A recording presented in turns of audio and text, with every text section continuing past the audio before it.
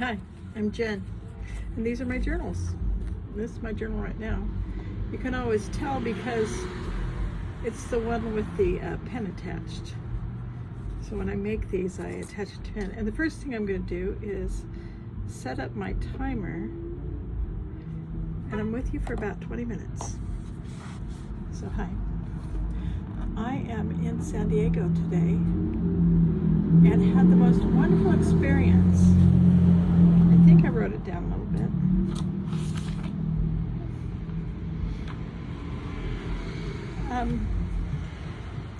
What I did was I went down to Old Town, and Old Town in San Diego is older than Old Town in Seattle or any place I've come from. And when I was there, we walked past this shop that had dresses just like the ones that I have in mind for some characters I'm inventing. And I went, these are what I've been trying to draw. These are what I've been trying to have ChatGPT or Dolly or Midjourney invent for me. And they were all there in the shop, and it was wonderful. And then a few minutes later, we came back to the shop and went in, and I had this experience. Like all the elements that I've been drawing and playing with and fiddling around with could have been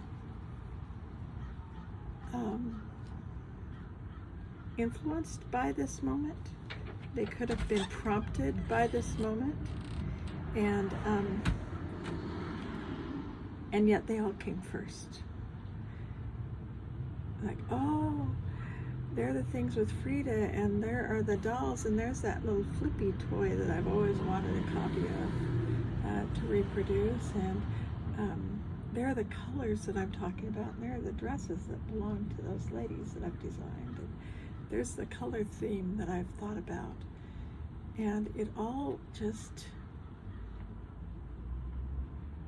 boiled down to this scene. And I call that a backwards echo, or I have called it a backwards echo, because all the little echoes came and then the thing came. It wasn't exactly like that.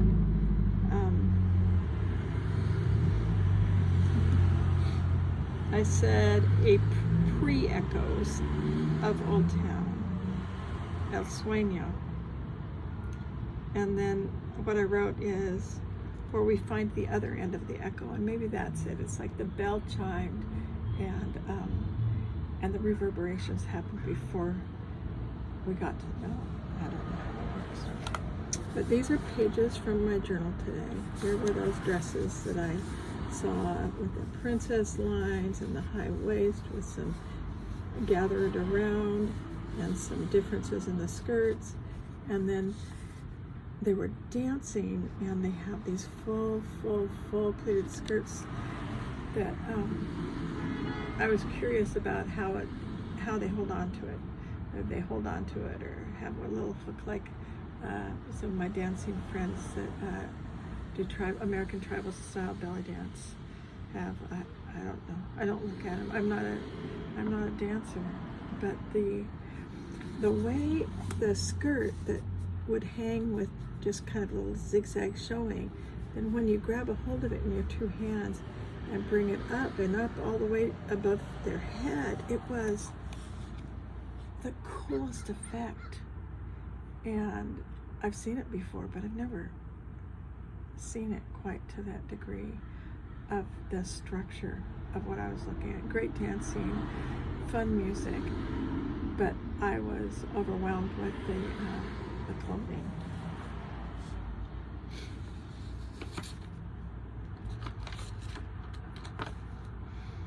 And yesterday,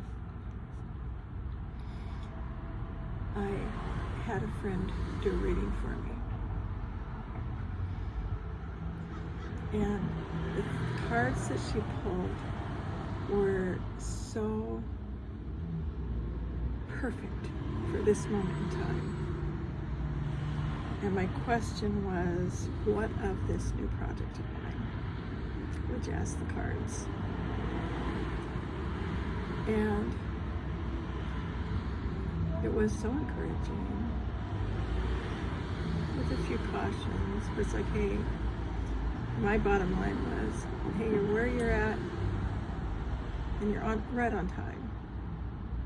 And the picture of the first one, the subject of the reading ended up being the high priestess, which is sort of the lady of the magician, the female version of the magician, not sort of, it is.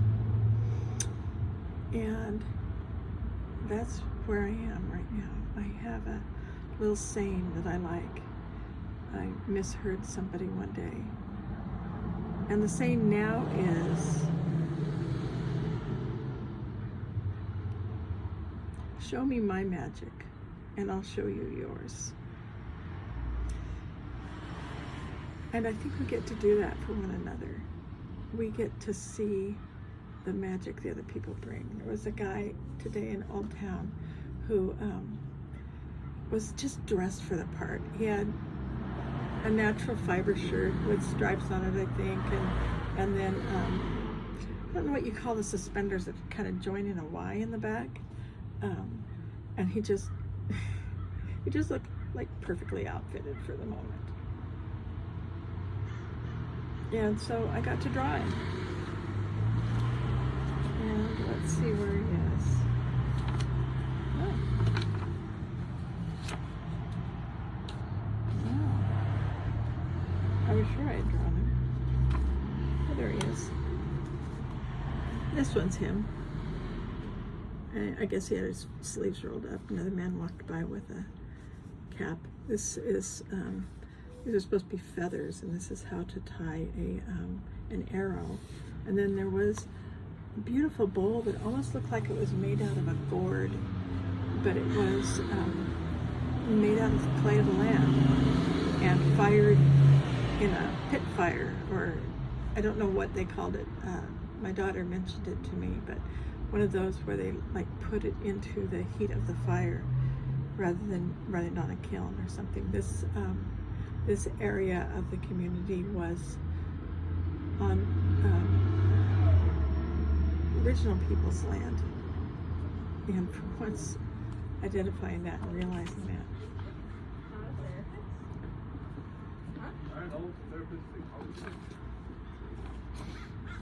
I ended up going to what's the name of it? The man told me last night to go there. Art Form.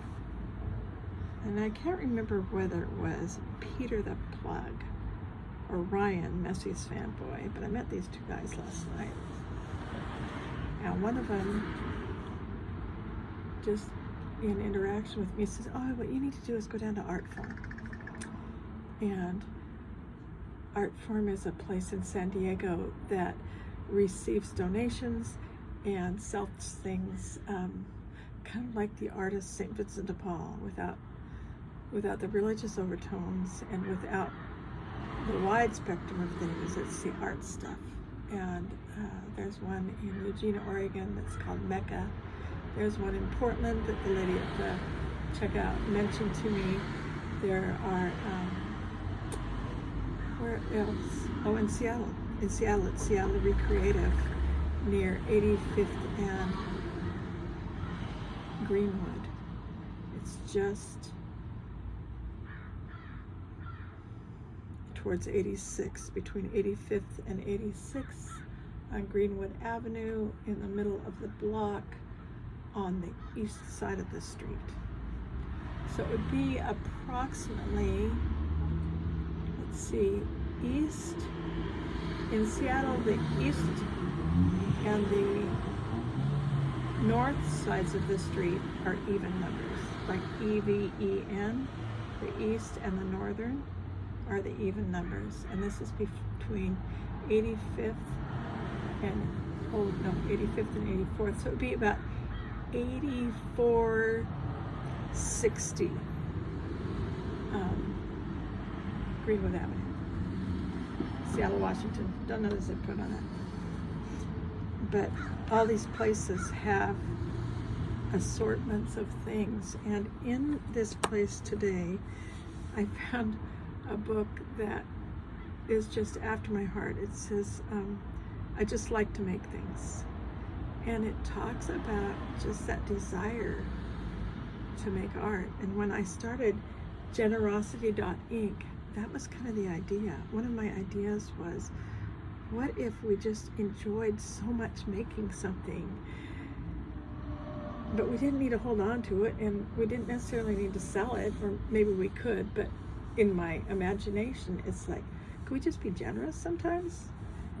Today at Artform, I found these little spools of tiny little round leather, and I have just recently learned how to tie those knots that you can tighten them on. And I was going to have my daughter tighten this for me, but that hasn't happened yet. But you put it on, and then your friend kind of pulls on the knots and makes it actually fit your wrist, the final say. And these are the colors that I'm enjoying anyway, and they have them there between $5 and $7 for what they had on the shelf. And somebody made a donation to a nonprofit organization, and somebody else ended up with something really sweet. So I've learned how to do that. I can put beads and stuff on them in the future, but it has all three colors, and that just works for me. This is supposed to be about my journals, so it can be anything. I just have 20 minutes to talk. I watched all kinds of things online, and this lady took some envelopes, and she kind of opened them up and glued them one after another, and made a little book out of it. And I make envelopes out of a square paper, and I may show you how to do that, who knows. But when I have my papers cut for my journals, it gives me squares. And what I did is I did what the lady did and joined a bunch of envelopes together. And it reads like a calendar: Sunday, Monday, Tuesday, Wednesday, Thursday, Friday, Saturday. And then I have looked up about the different days of the week. Sunday is a day for creativity, vitality, energy, personal growth, and self-expression. I am recording on a Sunday. It's a day for illumination, positivity, and intention setting. It's a good day to plan for the week. It's a good day to do weekly overview, intention setting, and creative exploration. And for me, it's a day to go in or to be in the public venues. It tells me this was my goal for myself, and I've actually done this, to go out there every Sunday. I live in Seattle. I'm a Seattle book lady, if I didn't mention that. And on Sundays, year-round, there's a open air market on Capitol Hill. And we recently got the light rail station very close to our house. And I go over to the light rail and I take it to Capitol Hill, senior discount, really cheap, like maybe $2. That lasts me long enough to come back home again. And I was going someplace with that. Oh, going out in public. And I go out there and I meet people. I met the woman,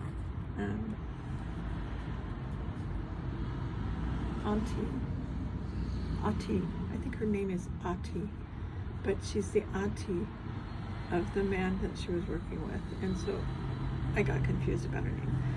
But I had told her I would really love to buy one of your scarves someday, because I can use it to bind my books. And I came back to see her a few weeks ago, and she had a scarf selected for me, which is exactly the idea I wanted to do, where each book would look a little bit different, and the scarf had just some wonderful assorted patterns down the length of it. And this is my second book now with her patterns. When I make my books, the last thing I do is I poke a hole in the back, and I put a rubber band like people with a lot of hair use to tie their hair back, and that's how I close it up and hook my Lamy Safari pen on the front of it. And then anytime I want to, I can just whip it open and draw and write on it. In my books, they're signatures of paper, and now I've got a way to notate my pages. And so every signature, you can kind of see there between the two signatures, there's a division between the fourth one and the fifth one. And so if I were to, this one doesn't have much saying about it, but this one, you can take a screenshot of that. This one shows how to make a cube out of 3 pieces of paper. And so that could come in handy sometime. And so if I wanted to annotate it, here's my pen, I would just, can I put you over my shoulder? Maybe. I would just write on this page, I'd make a rectangle. No, you're not going to see that. I'd make a rectangle, and I'd turn to the front, and it's volume 18 for 2024. So I'd put 2024 V18, and where are we? We are in the 4th signature. And then really with my signatures, I write across the pages. So this was for signature A, spread A, spread B, spread C, spread D, E. A, B, C, D, E. I don't know what I did there. So I put a sig sign, a signature sign, which is sort of like a loop with 2 ends on it, kind of like a storm indicator. And what did I say? 4E. Let's check it back out. Talking and reading at the same time. A. This is A. There's A, B, C, D, E. And so if I wanted to make a note for myself, I could go to 2420, volume 18, section 4E, and I would find this spread, and that's where I would be able to take a picture maybe of how to make a cube. To make a cube, see if I can tell you this. I don't know that I've ever said it without demonstrating it. You get some paper and cardstock.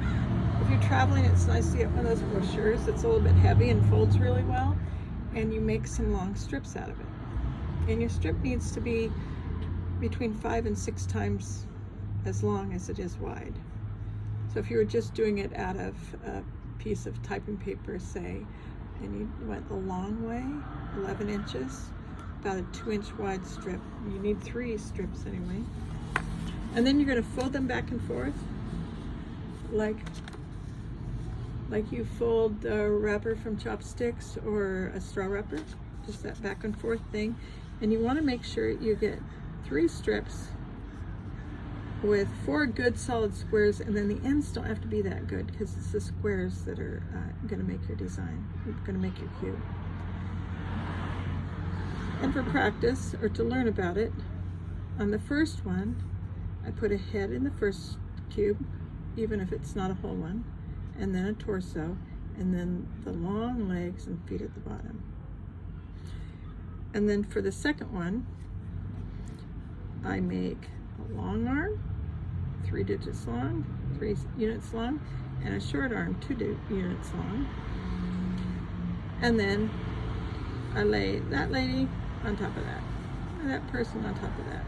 And I fold the arms up in the air and the hands out, and then I take the last piece and I just make a wall. It's going to be the wall of the cube. And that's going to go, the arms are going to go through that, and that's going to kind of hold everything together. And then you push the head up on the back side right to the fold. You might have to adjust that a little bit. And then you wrap around the legs, the top of the legs, the middle of the legs, the calves of the legs. And then when you get to the back of it, there's going to be a little space that you stick the feet. And it looks like a cube. Now it looks like a cube with 2 arms sticking out the side. And you're going to fold the short arm first, And then the long arm and that hand is going to go in a little slot there, and you're going to have a cube, and you can use it for anything, and I use it all the time. It looks like my time's up already. It says 20 minutes, but maybe I didn't start the recording until partway in. But we're going to let that go. And there's my timer. I came back, and I'll be back. I might do another 20 minutes, who knows? But I'll see you next time. I'm Jen. These are my journals. And like the man said the other night, what was it that he said? We love the likes and comments, but we really need your shares. Let's see how that works. Who knows? Bye.